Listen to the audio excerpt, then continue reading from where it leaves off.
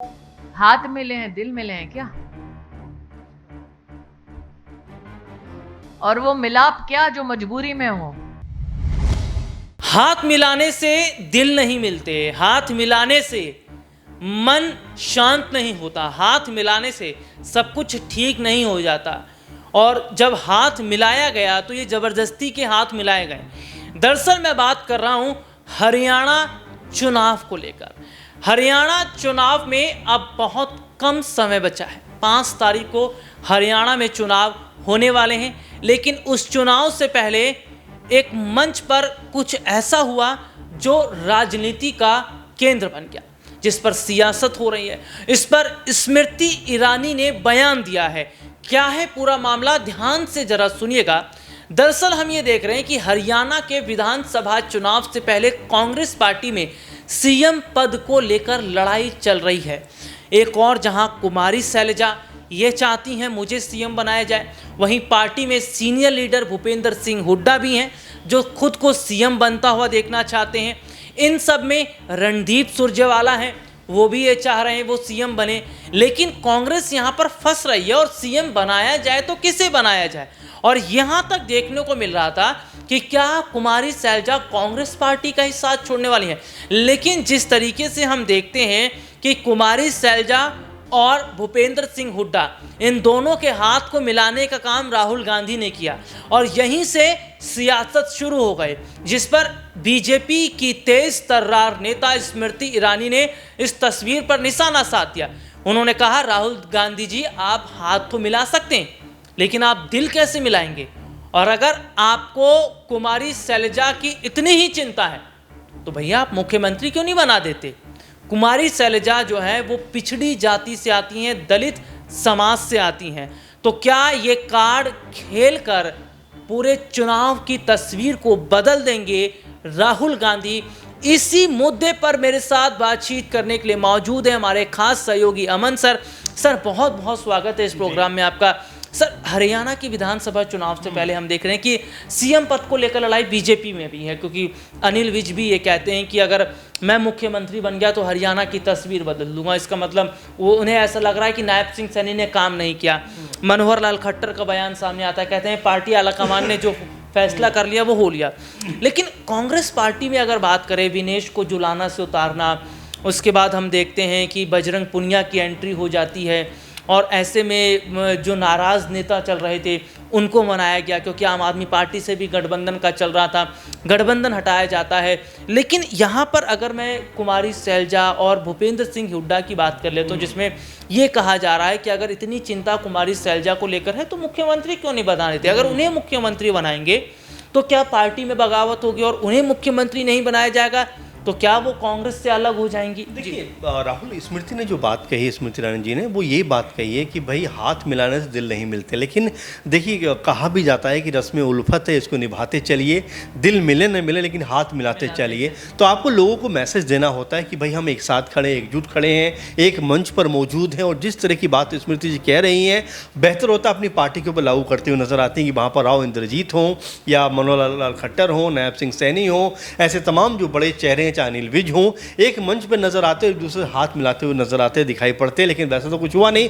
तो खिसियानी बिल्ली खम्बा नोचे वाली जो बात होती है वो निकल कर सामने आती है कि हरियाणा में जहां कांग्रेस पार्टी एकजुट होने का दावा कर रही है, दिखावा कर रही है, वहां बीजेपी दिखावा भी नहीं कर पा रही है। उनके जो बड़े नेता हैं, बड़े लीडर हैं, एक दूसरे से खफा दिखाई पड़ते हैं, एक दूसरे के साथ में बैठने को भी राजी नहीं है। और ये जो तमाम चीज़ें ये बताती हैं कि बीजेपी के लिए हरियाणा में जो हाल है वो बहुत बेहतर नहीं है। बीजेपी ने अगर समय रहते इन चीज़ों के ऊपर काम नहीं किया तो उनके हाथ से जो सत्ता है वो तुरंत निकल जाएगी। स्मृति ईरानी जितनी चिंता जो है कांग्रेस को लेकर कर रही हैं, बेहतर होता है कि वो बीजेपी को लेकर करती तो शायद उनका कुछ भला हो पाता। आपको याद होगा यही स्मृति जी कुछ दिनों पहले कह रही थी कि भाई राहुल गांधी की जो राजनीति है उसमें एक धारपन आया है, एक मजबूती आई है। उनको काफ़ी तारीफ करते हुए नजर आ रही थी। अचानक एक हरियाणा के ऊपर बयानबाजी करती हुई दिखाई पड़ती हैं, राहुल गांधी के ऊपर फिर कटाक्ष करते हैं कि हाथ मिलवाने से दिल नहीं मिलते। लेकिन हाथ मिलना ज़रूरी है राजनीति के लिए, ताकि लोगों के बीच में एक अच्छा मैसेज जाए। जी, और देखिए वाकई सर ने बारीकी से बताया कि हाथ मिलना ज़रूरी नहीं, दिल मिलने चाहिए। और अगर दिल मिलेंगे तो ही पार्टी में काम हो पाएगा। चलिए मान लेते हैं कि हरियाणा में अगर कांग्रेस की सरकार बन जाती है तो किसे मुख्यमंत्री बनाया जाएगा और किसे उप मुख्यमंत्री बनाया जाएगा, ये एक सबसे बड़ा सवाल है। लेकिन स्मृति ईरानी किस तरीके से इस पूरे मामले पर घेर रही है राहुल गांधी को, देखिए ये खास रिपोर्ट। हाथ मिले हैं दिल मिले हैं क्या? और वो मिलाप क्या जो मजबूरी में हो।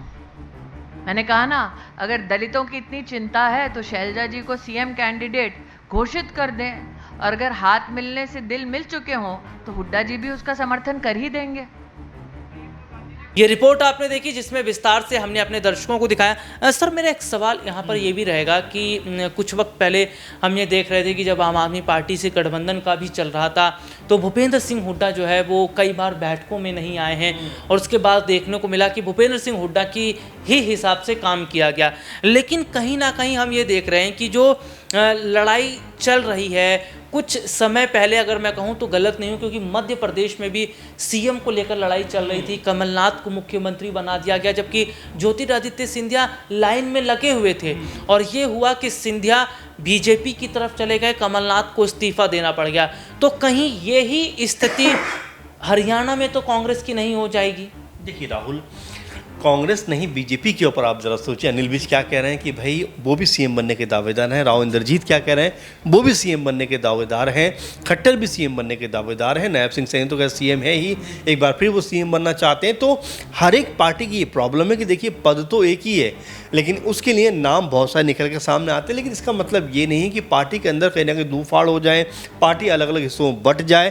कांग्रेस पार्टी में प्रॉब्लम देखने को मिली है कि अक्सर जो पार्टी के फैसले होते हैं उससे नेता सहमत नहीं हो पाते और पार्टी तक छोड़ देते हैं। अब कांग्रेस पार्टी को इसका तोड़ निकालना है कि भाई किस तरह से इस पूरे के पूरे मसले का समाधान खोजा जाए। आपने बिल्कुल जो सवाल रखा है कि अगर मान लीजिए कांग्रेस पार्टी में चाहे शैलजा हो, चाहे भूपेंद्र सिंह हुड्डा हो, चाहे दीपेंद्र हुड्डा हो, या फिर जो रणदीप सुरजेवाला हो, सबका यही मानना है कि भाई सीएम उनको बनाया जाए। लेकिन देखिए पार्टी आलाकमान का ये मानना होता है, ये सोचना होता है कि जो बेहतर प्रत्याशी हो, जिसको लोगों में अच्छी खासी लोकप्रियता प्राप्त हो, उसको सीएम पद दिया जाना चाहिए। अब यही चीज़ को देखते हुए कांग्रेस पार्टी ने अभी तक अपने सीएम का नाम अनाउंस नहीं किया है। कांग्रेस पार्टी का साफ कहना है कि भाई पहले जीतिए, उसके बाद सीएम पद का जो है हम फैसला कर लेंगे, कौन उस पर बैठेगा, कौन उस पर जाएगा। लेकिन फिलहाल अगर देखा जाए तो कांग्रेस पार्टी के अंदर भी प्रॉब्लम है सीएम पद को लेकर, कई नाम निकल कर सामने आते हैं। वहीं बीजेपी की बात करें तो बीजेपी के भी तरफ से कई नाम हैं। तो ऐसे में दोनों ही तरफ से रस्साकशी का माहौल है। अब इसमें सफलता किस पार्टी को मिलती है, किस पार्टी का फिर वो सीएम बनता है, और उस जो सीएम चेहरे के लिए क्या सब लोग एकमत हो पाते हैं, कई तरह के सवाल हैं। लेकिन इन सवालों पर मैं ये कहूँगा राहुल कि दोनों ही पार्टी बराबर तौर पर घिरी हुई हैं। सर एक छोटा सा सवाल मेरा रहेगा कि कुमारी शैलजा को लेकर जब ये खबरें सामने आने लगी कि कांग्रेस के साथ नहीं बन रही है या कांग्रेस उनकी बातों को नहीं मान रही है, तो यही बीजेपी के बड़े बड़े लोग, जिनमें मनोहर लाल खट्टर जैसे लोग थे, ये उनको ऑफर देने लगे कि आप हमारी पार्टी में आ जाइए, हमारे साथ शामिल हो जाए। तो क्या अगर कांग्रेस में बात नहीं बन पाती है तो कुमारी शैलजा कांग्रेस छोड़कर अगर बीजेपी में जाएंगी तो कुछ तस्वीर पलटती नजर आएगी? देखिए राहुल, ये तो काल्पनिक सी बात है। ये तो मेरे ख्याल से बीजेपी कोरी कल्पना देख रही है कि उनके नेता, जब से नाम अनाउंस हुआ है, 100, 150, 200 नेता पार्टी छोड़कर जा चुके हैं। तो ऐसे में ये कहना है कि शैलजा यहाँ आ जाएंगी तो बहुत आसान हो जाएगा। जैसे मैंने पहले भी आपको कहा कि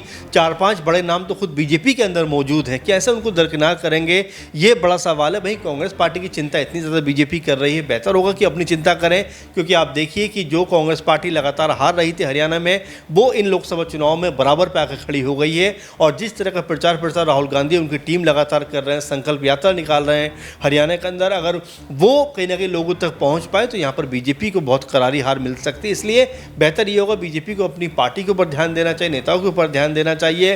लेकिन हैरानी हो रही है कि 10 साल में सत्ता में रहने के बावजूद भी बीजेपी को सिर्फ राहुल गांधी दिखाई दे रहे हैं, और उससे बीजेपी का कोई भला होने वाला नहीं है। जी, बीजेपी का कोई भला नहीं होने वाला, क्योंकि हिंदू मुस्लिम की दुकान चलाने वाली भारतीय जनता पार्टी की दुकानें शायद अब कहें तो बंद होती नज़र आ रही हैं। क्योंकि हाल ही में लोकसभा चुनाव के जो नतीजे सामने आए उसमें हमने देखा कई राज्यों में बीजेपी का खराब प्रदर्शन रहा, उत्तर प्रदेश उन्हीं राज्यों में से एक है जहां पर बीजेपी ये उम्मीद लगा रही थी कि 80 में से कम 75 सीटें तो निकाल लें, 78 सीटें तो निकाल लें। महज 32-33 सीटों पर सिमट गई। राजस्थान में खराब प्रदर्शन देखने को मिला, हरियाणा में खराब प्रदर्शन देखने को मिला। तो ऐसे जो राज्य हैं यहाँ पर अगर हम कहें तो ये जाहिर तौर पर बताते हैं कि क्या वाकई मोदी मैजिक भी अब कहीं ना कहीं ख़त्म होता नज़र आ रहा है। कई राज्यों में विधानसभा चुनाव होने वाले हैं, चाहे बात महाराष्ट्र की कर लें, चाहे बात झारखंड की कर लें, दिल्ली की कर लें, हरियाणा में 5 तारीख को इलेक्शन है, जम्मू कश्मीर में हम देख रहे हैं कि इलेक्शन बहुत बड़े हद तक हो चुका है। तो सर, जो चुनाव की स्थिति इस वक्त दिखाई दे रही है, कितना हम इस बात को माने कि शायद जो कहा जा रहा है कि कांग्रेस आ रही है, भाजपा जा रही है, और कहीं ना कहीं अब सवाल प्रधानमंत्री नरेंद्र मोदी पर भी खड़ा हो रहा है। जी देखिए राहुल, बड़ा कॉमन सा सवाल है आपका। जाहिर बात है कि 10 साल अगर आप सत्ता में रहे हो तो आपको हिसाब देना पड़ेगा। आप राहुल गांधी के ऊपर आरोप लगाकर, आप रोड वाड्रा के ऊपर आरोप लगाकर, आप कांग्रेस पार्टी के ऊपर आरोप लगाकर बच नहीं सकते। आपको ये बताना पड़ेगा कि 10 सालों में हमने क्या कुछ किया, क्या कुछ कर रहे थे और क्या कुछ करने की प्लानिंग थी। क्योंकि देखिए, जब तक आप अपने कामों का लेखा जोखा नहीं देंगे, जब तक आप अपने कामों का हिसाब सामने नहीं रखेंगे, तब तक अब जनता आपके करीब नहीं आएगी। आपने एक बड़े अच्छे शब्द का प्रयोग किया कि हिंदू मुस्लिम की जो दुकानें थीं वो अब लगातार बंद होती जा रही हैं, क्योंकि लोग समझ गए कि इस तरह की लड़ाई से नहीं बल्कि विकास करके आगे बढ़ा जा सकता है, बेहतर काम करके आगे बढ़ा जा सकता है, बेहतर शिक्षा हासिल करके बढ़ा जा सकता है, बेहतर तरीके से जो कह सकते हैं कि ट्रेनिंग के ज़रिए या बेहतर तरीके से खुद को एक मजबूत पेशेवर का जो कह सकते हैं कि हम एम्प्लॉय बनाकर हम आगे बढ़ सकते हैं, बिजनेसमैन आगे बनकर आगे बढ़ सकते हैं, अच्छी एजुकेशन प्राप्त करके आगे बढ़ सकते हैं। लेकिन लड़ाई झगड़ा करके आपस में तनाव की स्थिति पैदा करके हिंदू मुस्लिम का नाम लेकर के हम इन चीज़ों को बहुत लंबे समय तक आगे लेकर नहीं जा सकते। और लोग भी कहीं ना कहीं इससे अब अच्छे से समझ पा रहे हैं। इसीलिए अब लोग ये बात कह रहे हैं कि भाई हमें धर्म जाति में मत उलझाइए, हमें ये बताइए कि 10 साल में आपने काम जो किया है वो क्या किया है। आप देख रहे होंगे बीजेपी के तमाम सारे जो सत्ताधारी पार्टी के नेता हैं वो जब गाँव देहातों में जा रहे हैं, वहाँ पर लोग उनको खदेड़ दे रहे हैं कि भाई आपने किसानों के लिए क्या किया, आप वो बताइए।